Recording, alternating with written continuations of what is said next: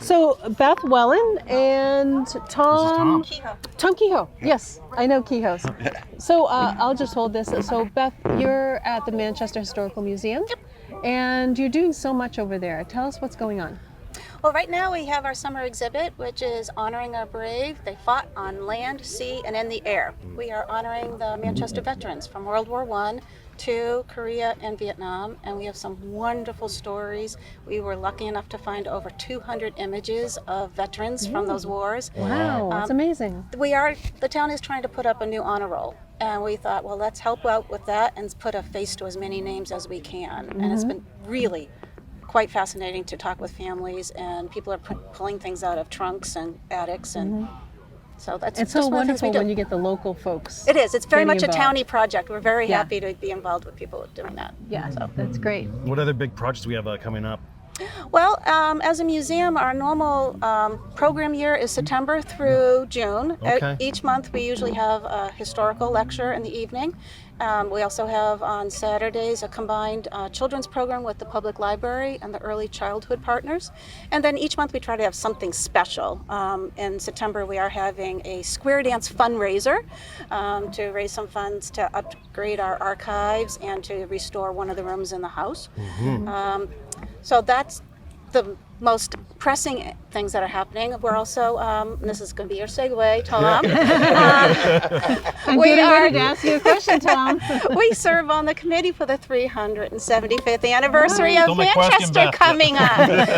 It's both Of course, on our we're minds. going to be plugging the historical part, Yeah. but we are going to be offering all kinds of historical information about the town, and next summer's exhibit, of course, is going to focus on the history of the town. So, and Tom, it's all yours. So Tom, tell us about what's happening with the 375th anniversary. Well, we have a Board of Selectmen appointed committee of 17 people now. In fact, we had someone come up today and said that at our booth, hey, I want to join. So we're putting together a list of activities. We have activities that happen in the woods in the Manchester Essex Conservation Trust on the harbor, because you couldn't have Manchester by the Sea without having an activity on the harbor. We have at least one activity scheduled each month for 2020. We're passing out information on that today. We're also doing our initial fundraiser, a beautiful 480-piece heirloom wooden puzzle, and we're getting ready for our 375th anniversary calendar. So as a group, we're continuing to put together our activities. We're continuing to promote ourselves and get things out. We've had a great showing at our booth today. We're really happy with that. And we meet every 2 weeks, and we're going to have a bang-up year next year for the 375th. Sounds like it. Now, people want to get involved or learn more. How can they do that? Oh, they can call the Selectman's office. They can get in touch with Beth at the Historical Museum, or get in touch with me through the Selectman's office, and that would be great. We'd love to have people come on board, because some of these major activities, like a gala at the Essex County Club, which is happening next March, and a full high tea at the Shark's Mouth Estate next May. Some of these activities will take bigger subcommittees to put together, and we're always looking for people to help us out on those. I was It gonna sounds say, so exciting. yeah, 375 years, one of the older communities in the nation. So Beth, I mean, does it get daunting when you think of historical artifacts or archives or whatever you need to go through to help facilitate the events through next year? No. She's not You hadn't daunted. thought of it yet? Well, we've been trying to catalog the collection now for over 5 years. So we've made some good headway, and we have a good understanding of what we have. It's going to be real fun to pull it all together and highlight different aspects of the town. Yeah. One of my passions, being a former school teacher, I really want to focus on the old schools in the town, and hopefully get people bringing out stories about life in those old schools. And Right. Could you tell us a little bit about the building? Because it's such a beautiful Oh, the building. Trask House. Yes, it's such a beautiful house. 1823, Abigail Hooper was a 35-year-old businesswoman, single, running a general store, and she purchased the property. There was some structure there beforehand because she had it remodeled into her house, and she complained that it was probably easier if she had just torn down and started from scratch. So part of the house is quite older, but we're not sure which parts. She did the year her house was finished, she did marry a widowed sea captain with 2 children.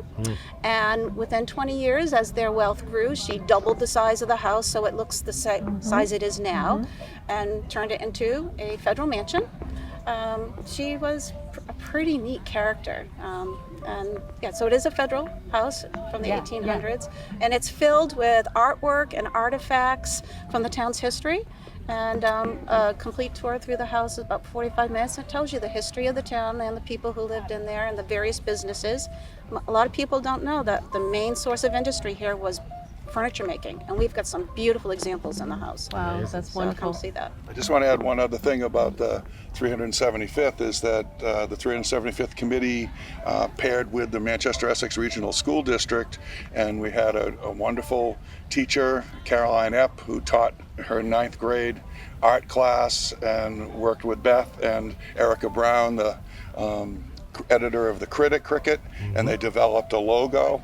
And for their final exam, they presented all their logo information to the members of the 375th committee. And then the 375th committee got together and selected the logo winner. And the logo winner is a lovely young 9th grader, going to be a sophomore next year, named Isabel Lundstrom. And Wow, she cool. appeared That's before the great. Board of Selectmen meeting and took the logo there and showed them that. So we're really pleased with that cooperation between the district and our committee, and pleased that Isabel did such a nice job. That's That's awesome. great. So if people want to find your booth here, We're up on the town common. Yep. Yeah, we're up on the town common. Look for the sign that says Manchester celebrating 375 years, 2020. there you go. That's awesome. Cheers. Well, thanks so That's much for awesome. joining us. We really Yeah, appreciate thanks so it. Have a much for great being day. on. Yeah. Have a great day. Have a Bye, great Beth. festival. Thank you. Bye-bye.